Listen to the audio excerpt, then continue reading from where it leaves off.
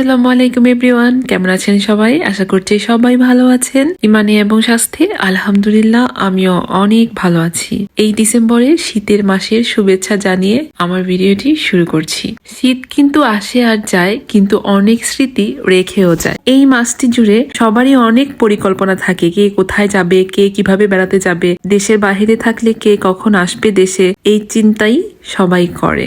আর দাওয়াতের কথা তো বলার বাহিরে, বিয়ে শাদী তো আরো আগে। তো আলহামদুলিল্লাহ আজকেও এমন একটি স্মৃতি দেখার জন্য দাওয়াতের আয়োজন হচ্ছে আমাদের বাসায়। কারা কারা আসছে আমাদের বাসায়, কি কি রান্না হচ্ছে দেখার জন্য অবশ্যই আমার সম্পূর্ণ ভিডিওটি দেখতে হবে। আর যারা আমার সম্পূর্ণ ভিডিওটি দেখবেন বা দেখছেন, আপনাদেরকে অসংখ্য ধন্যবাদ। আমরা মূলত রান্না করি ইন্ডাকশন চুলায়। ইন্ডাকশন চুলায় দাওয়াতের আয়োজন করলে মানে একটু লেট হয়ে যায় রান্না বান্নায়। দাওয়াতের আগের দিন রাতের বেলা গরুর মাংস, মুরগির রোস্ট আর চিংড়ি মাছ ভুনা করে রেখেছিলাম। দাওয়াতের দিন আমাদের চাপটা একটু কম পড়ে, তার জন্য সকালবেলা ঘুম থেকে উঠে আমি একটু বাহিরে গিয়ে আমার গাছপালাগুলো দেখে আসি। এসে ফ্রেশ হয়ে তারপরে আমি পোলাও, ভেজিটেবল আর ডিম ভুনা করে ফেলি। তো এখানে আমি একটু চিন্তা করেছিলাম ফুলকপির বড়া ভাজবো, আর আমার কাছে ফুলকপির বড়াটা দিয়ে বেগুনি দিয়ে পোলাও খেতে অনেক মজা লাগে।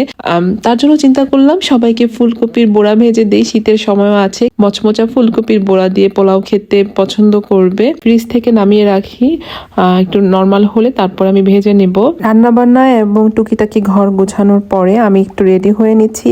বাসার সবাইও নামাজ কালাম শেষ করে একটু রেডি হয়ে নিচ্ছে। ফার্স্ট গেস্ট হচ্ছে আমার নানি, তো এসে পড়েছে। আম্মু নানিকে বেড়ে খাওয়াচ্ছে। নানি আর নানা কিন্তু টাইম টু টাইম খেত, দুপুরে লাঞ্চ কখনোই তারা লেট করতো না।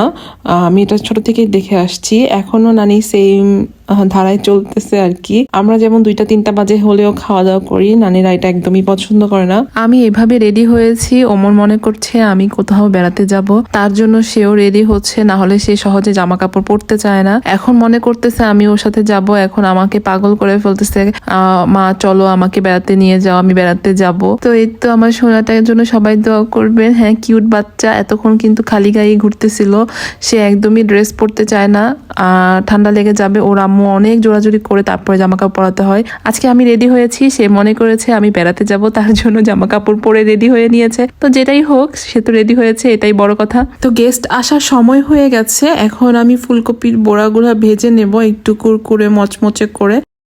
আমি এখন গরম গরম ফুলকপির বড়া ভাজতেছি। আমার কাছে ফুলকপির বড়া খেতে অনেক মজা লাগে, আর পোলাও দিয়ে বেশি ভালো লাগে। তো আজকে আমি ভেজে দিচ্ছি, যার কাছে ভালো লাগবে তারা খাবে। আর আপনাদের কাছে ফুলকপির বড়া শীতের সময় খেতে কেমন লাগে অবশ্যই আমাকে কমেন্টস করে জানাবেন। আপনাদের কমেন্টস কিন্তু করতে আমার কাছে অনেক বেশি ভালো লাগে।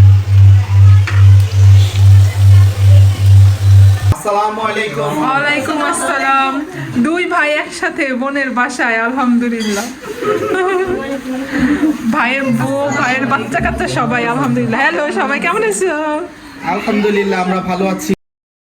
এই তো আমাদের বাসায় সব গেস্ট চলে এসেছে।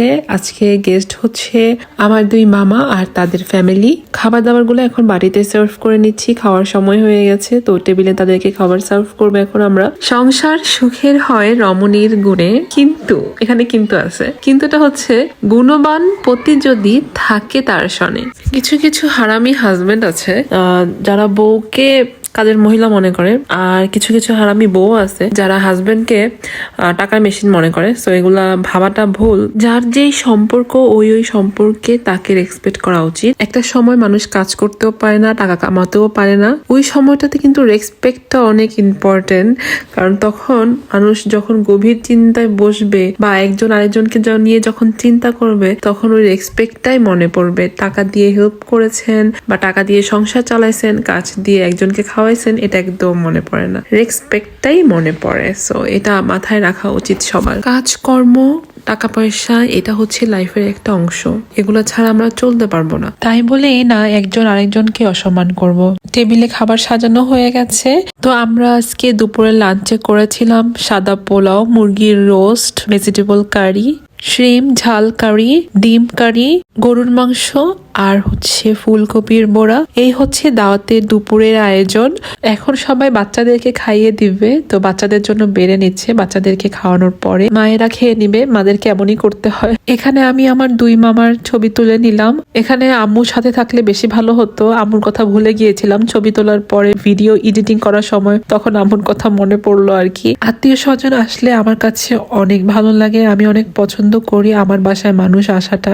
এখন তো আরো বেশি এই জিনিসটা বেড়ে গেছে, এখন কেন জানি একাই থাকতে পারি না। আমি তো তেমন একটা কথা বলাটা পছন্দ করি না, মানুষ এসে আমার বাসায় আরেকজনের সাথে কথা বলবে, এর সাথে কথা বলবে, এই জিনিসটা কেন জানি এখন আমার বেশি হয়েছে। মানে আমি কথা বলবো না, তারা কথা বলবে, আমি শুনবো বসে বসে, এমনটা আর কি। তো যাই হোক, ভালো লাগে মানুষ আসলে, মানে একা একা ভালো লাগে না, কেমন জানি অস্থির লাগে। মানে বেশি দিন একা থাকলে পরে মনে হয় যে না, এর বাসায় যাই, তাকে বাসায় ডেকে নিয়ে আসি, এই টাইপের মনে হয়। আপনাদের কি এমন মনে হয় কিনা জানাবেন। হাসি মুখে মেহমানদেরকে বিদায় করতে পারলে একটি ওমরা হজের সোয়াব পাওয়া যায়। দুপুরে খাওয়া দাওয়ার পরে বাসার সবাই মিলে আমরা বসে বসে গল্প করতেছিলাম, হাসাহাসি করতেছিল আম্মু মামারা, সবাই মিলে প্ল্যান করতেছিলাম নেক্সট টাইমে কি করা যায়, কার বাসায় যাওয়া যায় বা কি পার্টি করা যায়, ওইটাই চিন্তা ভাবনা করতেছিলাম। তারপরে কথা বলতে বলতে ছোট দিন যাওয়ারও সময় হয়ে গেছে সবার। তো সবাই একটু মিষ্টি দই নিয়ে এসেছিল, ওইখান থেকেই সবাইকে মিষ্টি দিলাম। সবাই যার যার মতন পছন্দ করে মিষ্টি খাচ্ছিল, দই খাচ্ছিল, আর বসতেছিল না, সবাই তাড়াহুড়ায় ছিল, সবাই একটু কাজ ছিল বাসার, তো সবাই যাওয়ার জন্য পাগল হয়ে গেছে। ছোট দিন বলে আরো বেশি, আর বাইরে কিন্তু অনেক শীত ঠান্ডা, তো তাই এখন সবাই চলে যাবে একটু মিষ্টি খেয়ে। তো মিষ্টি খেতে খেতে এখানেই বিদায় নিয়ে নিচ্ছি। আশা করছি আমার ব্লগটি আপনাদের কাছে ভালো লাগবে। যদি ভালো লেগে থাকে অবশ্যই লাইক সাবস্ক্রাইব করে আমার পাশে থাকবেন, আর ফেসবুক থেকে দেখে থাকলে অবশ্যই ফলো এবং লাইক কমেন্টস করে আমার পাশে থাকবেন। Everyone stay well and stay healthy. See you again in another vlog. Thank you for watching my video. Allah Hafiz.